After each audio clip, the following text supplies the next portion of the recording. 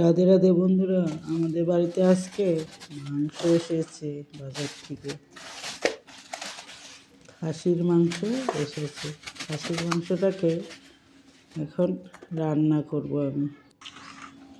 এটাকে ধুয়ে এখন নুন হলুদ দিয়ে পেঁয়াজ দিয়ে সব মশলা দিয়ে মেখে নেব। আমি পেঁয়াজগুলো কেটে নিয়েছি, আলু টমেটো রসুন সবগুলো কেটে নিয়েছি। আমি কিছু এখানে পেঁয়াজ ভেজে নিই, লাল লাল করে পেঁয়াজ ভেজে নিব। এটাকে আবার মিক্সি করে নিয়ে মাংসে দিব আর কি। এটা লাল লাল হয়ে গেছে, আমি এখন উঠায় নিব, ঠান্ডা হবে উঠায় নিব। আমি এখন কড়াই বসায় দিছি, ওইটা হয়ে গিয়েছে। এখন আমি মশলা তৈরি করতেছি। রসুন আদা শুকনো লঙ্কা কাঁচা লঙ্কা জিরের গুঁড়ো ধনিয়ার গুঁড়ো। জিরার গুঁড়ো আমি এগুলো না ঘরের মধ্যেই করি, একটু গরম করে নিয়ে মিক্সি করে রেখে দিই। আমি এখন মাংসটাকে মেখে নিব, নুন হলুদ মশলাটাকে দিয়ে পেঁয়াজ রসুন সব কিছু দিয়ে একসঙ্গে মেখে নিব। সবাই তো আমি এইভাবেই রান্না করি, সবাই তো আলাদা আলাদাভাবে রান্না করে, আমরা এইভাবেই রান্না করি। এখন সবগুলো মেখে নিব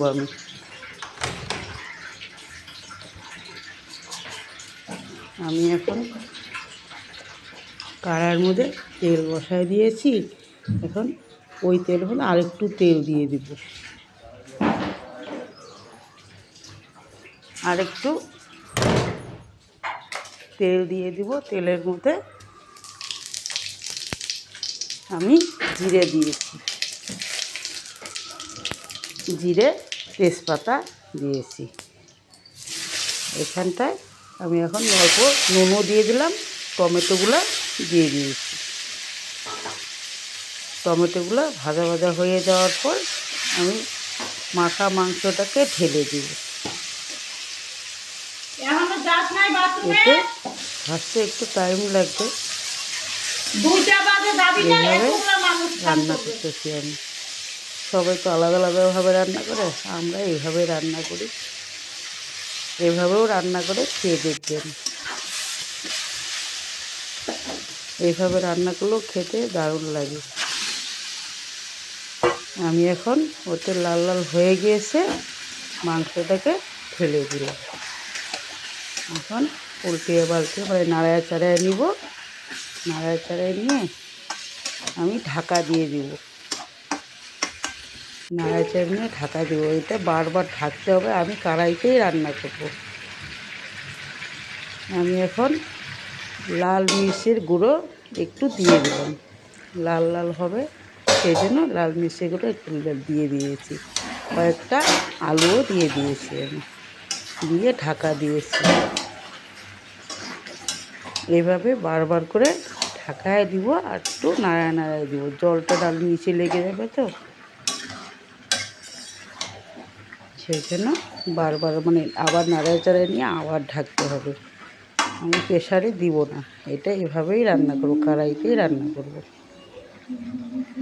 আমি এখন ভাজা মশলা দই আর পেঁয়াজ ভাজাটাকে মিক্সি করে নিয়েছি, এটাকে আমি এখন ঢেলে দেব। এটা করা হয়ে গেছে, 2 চামচ খানি দই, ওইটা এখন খুলে নিয়ে ঢেলে দেব।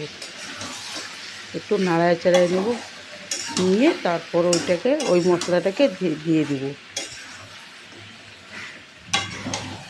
এটা গ্রেভিটা না খুব বানালে না খুব টেস্টি হয় খেতে, ভাতের সঙ্গে রুটির সঙ্গে খেতেও ভালো লাগবে।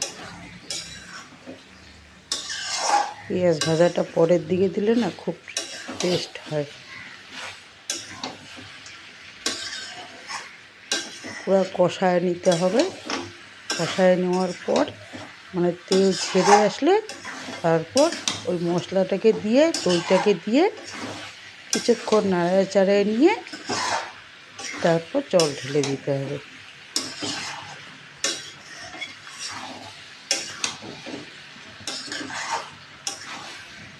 এটাকে একটু টাইম লাগে, 1 ঘন্টা কড়াইয়ের মধ্যে রান্না করলে না 1 ঘন্টা টাইম লেগে যায়। আমি এখন মশলাটাকে ঢেলে দিব, এটাও ঢেলে দিয়েও কিছুক্ষণ নাড়বো। এটা নাড়তে নাড়তে না ওর সঙ্গে লেগে যাবে, তারপর খাবারের টেস্টটা আসবে।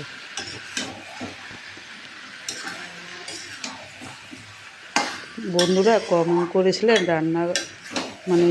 রান্নাটা পুঁটি মাছের রান্নাটা ভালো লেগেছে, তার জন্য ধন্যবাদ। এইভাবে আমাকে একটু কমেন্ট করলে ভালো লাগবে।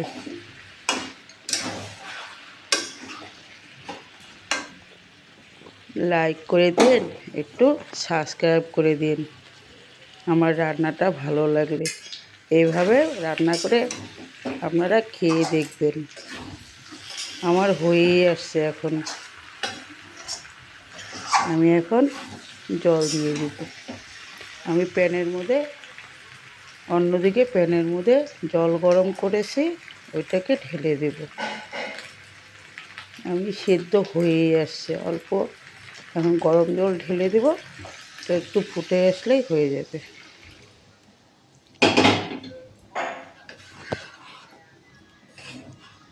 কিছুক্ষণ ফোটার পর আমি ভাতের সঙ্গে খাবে আমাদের দুপুরে, আজকে রবিবার তো, দুপুরে ভাতের সঙ্গে খাবে।